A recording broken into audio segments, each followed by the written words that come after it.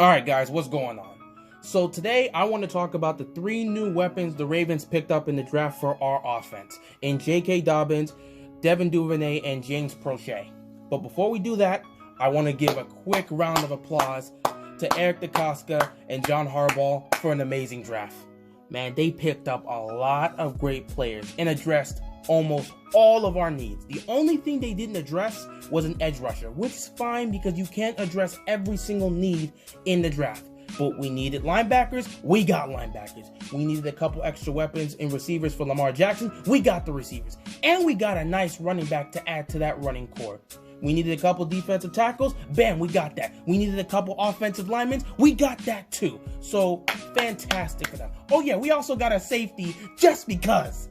So yeah, we got a lot of talent from this draft. Probably 5 of them will most likely start, and we may see 7 or 8 of them hit the field this season. Who knows? But yeah, fantastic draft. Well done to those guys. But you know, one thing I actually found special that I feel like most GMs, this is what you would want from a draft. What Eric DeCosta and John Harbaugh managed to pull. The Ravens had 10 draft picks in this draft. 10, which they traded up and got a couple extra, but like they had 10 that they spent. Out of those 10, 5 were offensive players, 5 were defensive players. Completely balanced. That's wild. So not only do you get, you completely balance your picks to fix both your offensive and your defensive needs, but you also address the weaknesses on both of those sides of the ball. Fantastic. Shout out to them. Great job. But let's get into it. We got 3 new offensive weapons for Lamar Jackson to have fun with. And let's start with the first one that was very questionable for a lot of Ravens fans in J.K. Dobbins. Now, when I say questionable, what I mean is not in a bad... I don't mean in a bad way. What I mean specifically is that it was questionable for the Ravens to pick up a running back with their 2nd round pick, with the 55th pick, you know, instead of taking a receiver at the time. Because everyone was looking around and confused as to why you would pick up a running back when you already have 3 good backs in Mark Ingram, Gus Edwards, and Justice Hill. Not only that, but the Ravens became the best running team in NFL history last year. So why would you need to add another running back to their core? Like, it don't make sense. Shouldn't you be focused at receiver? At least at that time, we felt like that. Shouldn't you be focused on the receiver? But after looking at it carefully and just looking at the situation for our running back core, this actually makes sense. And this pick is for the future. Here's the thing. Mark Ingram is great. He is spectacular. He's one of my favorite Ravens on the team. But Ingram's getting up there in age. He had a great season last year where he rushed for over 1,000 yards. But he also got injured. So you got a running back that's in his 30s that's, you know, getting up there in age and dealing with injuries. That's a problem. Now, Justice Hill specifically, Justice Hill is fine. He's still going to be on the team. He's fine. There's nothing wrong with him. We need to see a little bit more from him, but overall, he's fine. The issue comes with not only Mark Ingram, which I just addressed, but Gus Edwards. It's not like Gus Edwards is a bad running back. In fact, he's good. Way too good. Even as the 2nd back last season, he was good. He is way too good. That brings a problem for this team because he becomes a free... I think he's got 1 year left, and then he becomes a free agent after this upcoming season. With a back like Gus Edwards and how he's played so far in his career and how productive he's been so far in his career, even being the number 1 back during Lamar's rookie year when they put him in and how productive and explosive he was, and then being the number 2 back last year and still being explosive and productive, with how good he's been, teams are going to want to pay him. He's going to get his money. And the Ravens can't afford to pay Gus Edwards what he wants. So, most likely, he's not going to be on the team after this upcoming season. That's an issue.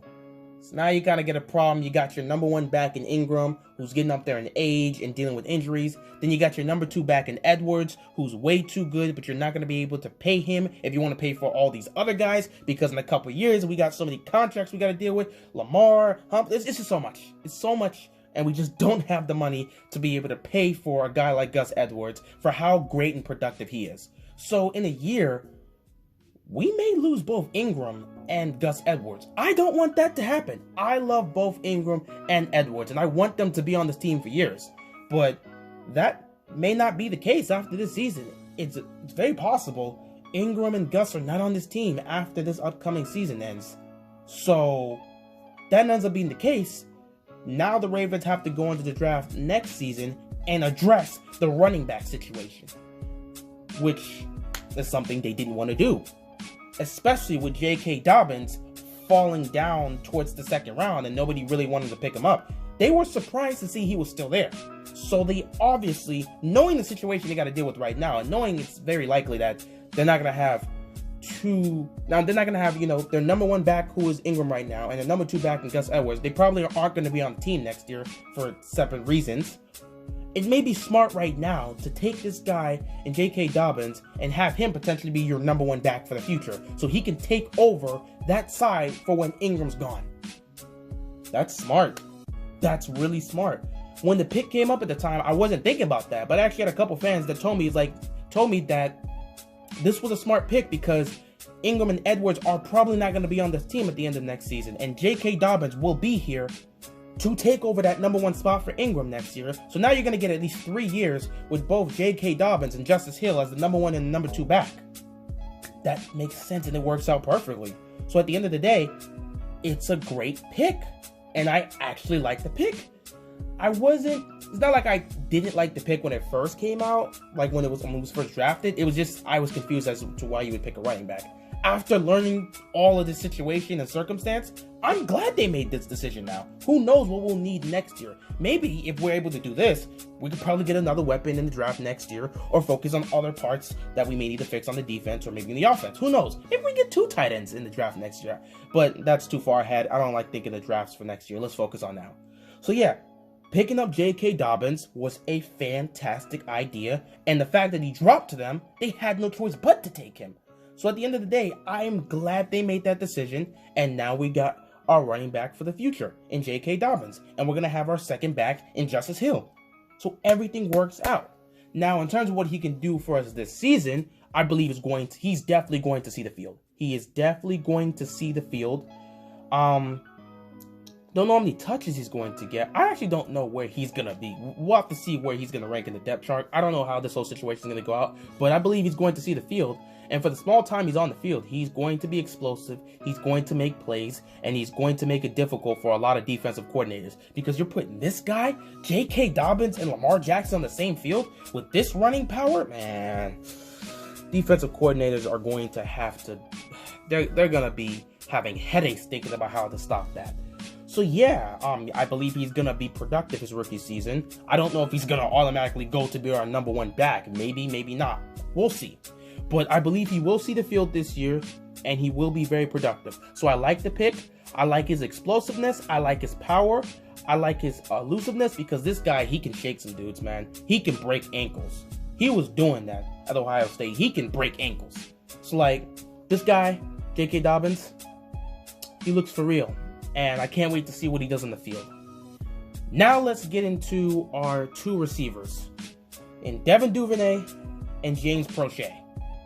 Before I talk about their game separately, I need to point this one thing out. What makes me the most happiest from what I've seen from these guys is not their speed. It's not all the highlights and everything I've seen, because I've seen both their film, I've seen both their highlights. And in my honesty, when it comes to highlights, anybody can look good in highlights. Even the worst of worst receivers you could find in the draft that comes into the NFL and doesn't attain to anything, he has a highlight tape. All receivers have highlight tapes. So I don't really use the highlights as something that's going to completely convince me that this guy is a beast, until that this guy is a beast and his game will transpire into the NFL of him being a beast. But I like the highlight reel, but what I took away from what I found out from these 2 guys is that they are pass catchers, man. They are some serious pass catchers. This is what makes me the most happiest. Not all the highlights. The fact that these 2 guys are some legit pass catchers. Devon Duvernay had 244 targets with the Longhorns. He had 5 drops. James Croce had 457 targets with SMU. He had 9 drops. These guys don't drop the ball. They catch everything you throw to them. Do you understand what this means for Ravens fans? What we saw in that playoff game against the Titans was some of the most frustrating offensive blunders we've seen in quite some time. Our receivers couldn't catch the ball, minus Hollywood Brown, because Hollywood Brown's got hands for days. But everyone else, they couldn't catch the ball for days. It was pitiful. Snead dropped an easy pass that would have got him a first down. Seth Roberts dropped a pass that would have probably given him a touchdown because nobody was going to stop him. He was in open field if he would have made that catch. Hayden Hurst, even though he caught a touchdown earlier, but Hayden Hurst didn't turn around in time to see Lamar put that ball in this guy's chest, and he didn't turn around in time to make the catch. When I saw that, I lost all hope and faith in the game. Our receivers were so frustrating in that playoff game last year. We needed somebody to make catches besides Hollywood, and nobody else was doing it. Now, after the draft, we've got 2 guys that can do that. We've got 2 pass catchers that can make these plays, that can make those catches, that will not drop the ball. I am so excited that these are the guys we picked up, and this is why you have to look at the whole draft, because when we were going through the first 2 rounds, Ravens fans were getting frustrated with how DeCosta's just not trading up to pick a receiver. And in the second round, instead of taking a receiver, he took a running back. People were so frustrated with this. But I'm pretty sure DeCosta, he had his plan. He had a plan. He knew he needed to get some pass catchers in the draft. He was watching that playoff game and seeing the amount of drops his receivers were having. He knew he couldn't allow that to happen again. So in this draft, he looked for one main thing: guys that can catch the ball and will not drop passes. He got 2 of them, in Devon Duvernay and James Croce. So let's get into Duvernay first. His style of play, I really enjoy it. The player he reminds me of the most, which Ravens fans like, is Anquan Boldin.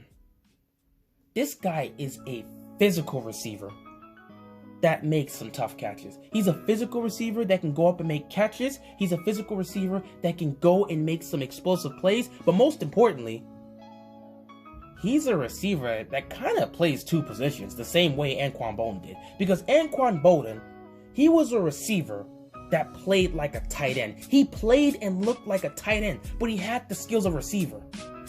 With Devon Duvernay, this guy is a receiver that plays like a running back. He plays and looks like a running back. What is a short pass or pass down the field, this guy can make all the plays. He can make all the plays. He's so physical. He can make tough catches. He can make short passes. He can get the deep ball. Most importantly, man, he can run that rock. If you want to put him in the backfield with Lamar Jackson, he can run the football as well. The guy feels like he plays 2 different positions. It's so crazy to see how tough this guy is.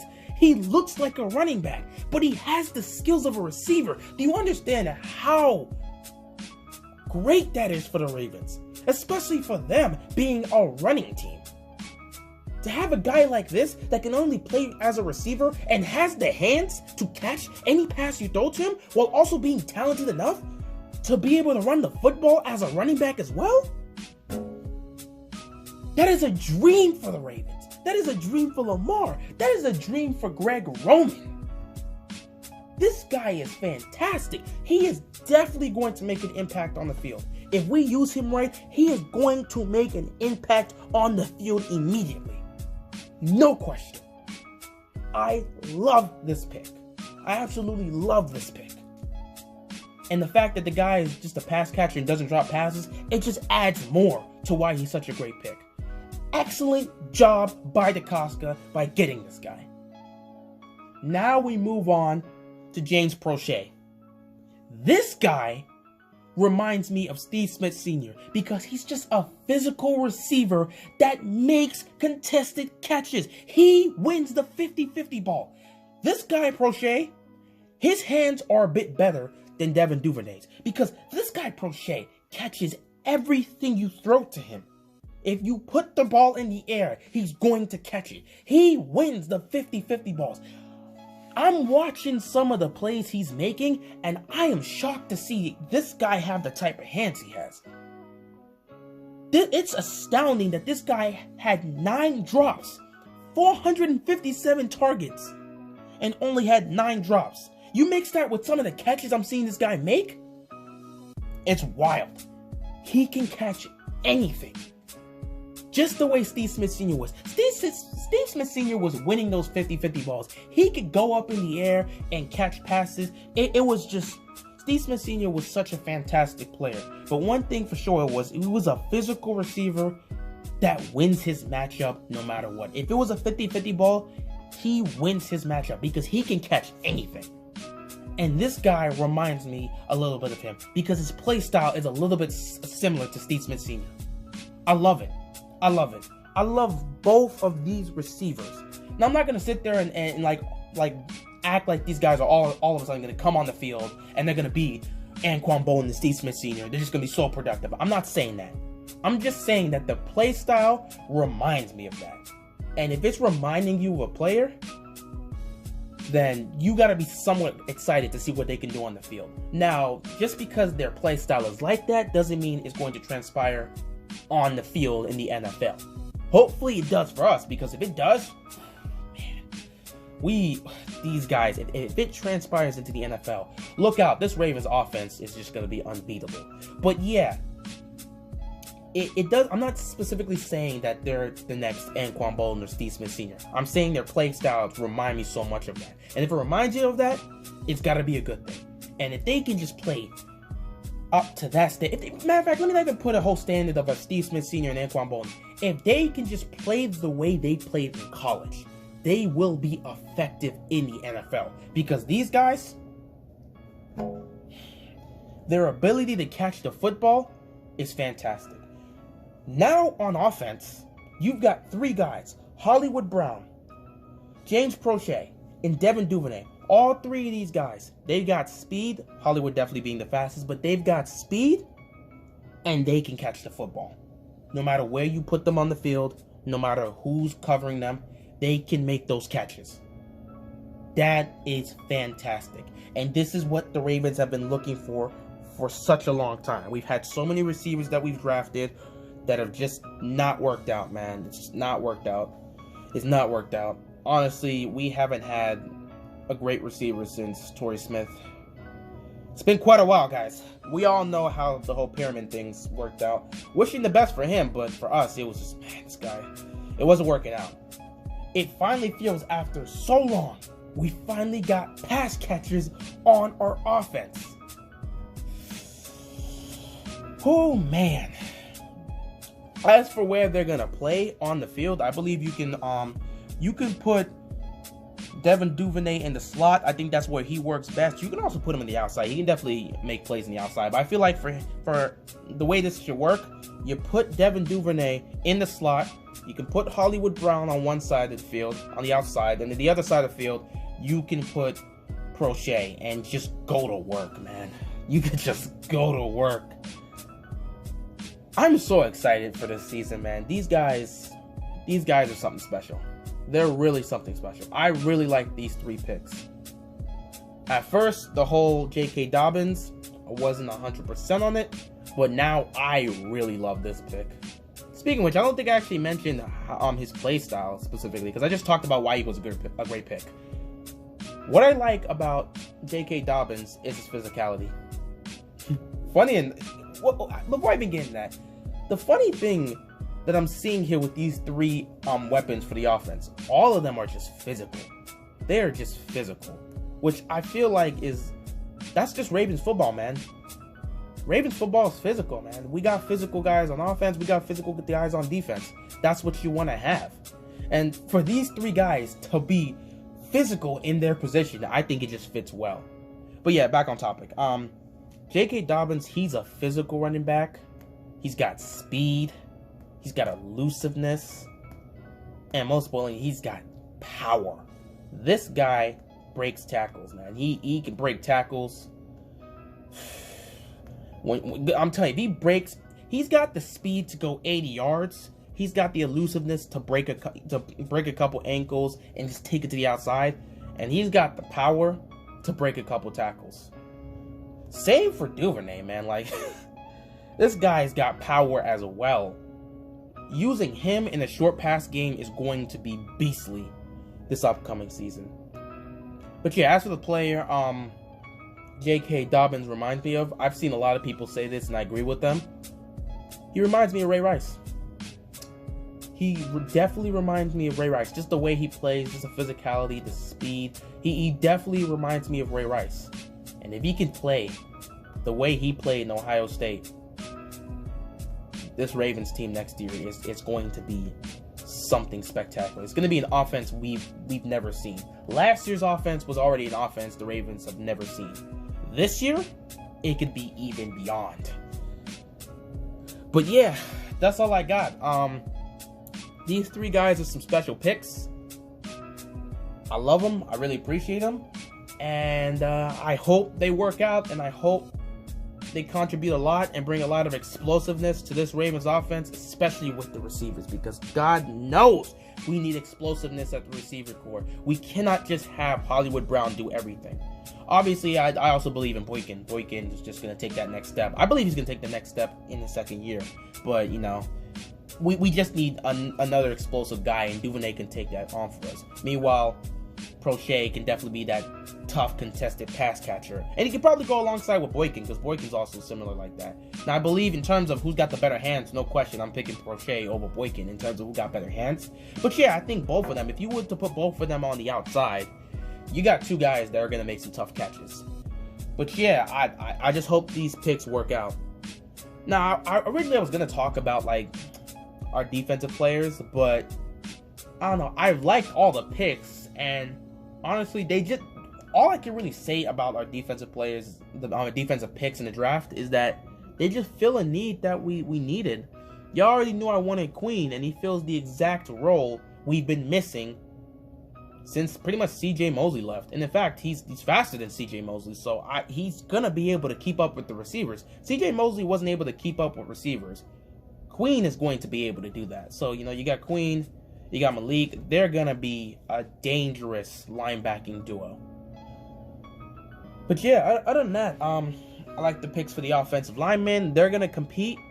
They also brought a guy in. I do not remember his name. I could probably check that. Maybe I might make a video about that later on, because they brought in the guy. But yeah, right now, there's like 5 dudes competing for like 2 spots on the offensive line. We'll see how that goes. And yeah, other than that, I like the picks we got on defense. I definitely like the picks we got on offense. And these 3 players I just talked about, J.K. Dobbins, Devon Duvernay, and James Croce, they really bring a lot of potential to this Ravens offense. And if they can play their game and play the way they played in college, this Ravens offense is going to be explosive. They're going to be so dangerous in running and passing that honestly, next year could be something special for the Ravens, and it might actually lead to a championship. I really hope it leads to a championship. But yeah, that's all I got. Enjoyed the draft. It was fun. And just looking forward to seeing what else happens with the Ravens during the offseason. That's all I got, and I'm out of here. Peace.